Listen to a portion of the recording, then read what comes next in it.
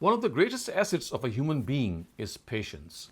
Impatience seems to be a part of our instincts and often gets the better of us. Enduring situations which are unexpected and coming across scenarios that jerk and jolt us is common in life. One often reacts in such situations and becomes either frenzied or depressed. Both are actually forms of frustration. The key to high conduct is self control. We should not lose control when anger and frustration overcome us. At times, our impatience is predictable because we have a particular personality type that reacts on specific situations, and at times, our impatience is not predictable because the situation that has arisen was unforeseen. So, I'm going to present some practical tips to help us acquiring this all important trait of patience.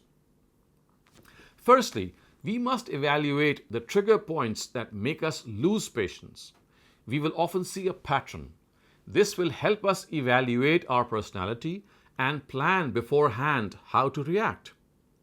But we must continue to suggest ourselves that when the crunch time comes, we will not lose our control. Such auto-suggestive behavior does help. Secondly, we should think of people who are in distress. Observing the orphans, the handicapped, the widows, the sick and the needy around us increases our resolve and helps us prepare to tackle tough situations. Thirdly, we must develop a habit of preparing for the worst.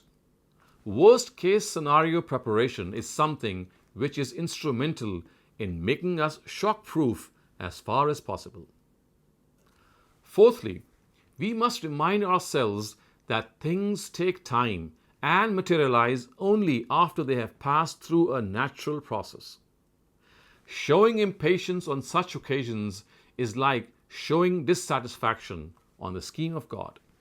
Fifthly, we must think of the harms which losing patience cause and how it adversely affects our reputation and character.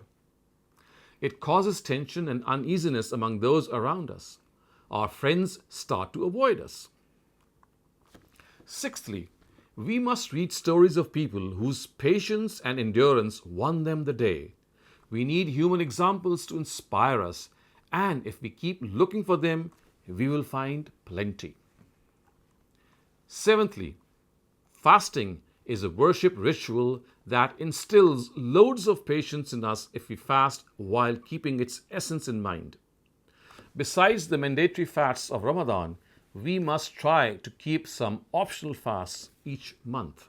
Eighthly, when all these efforts besides others are made, we must also turn to God and pray to Him to grant us patience. Praying without making an effort is not going to win us God's favor. We must do all we can and then pray to Him.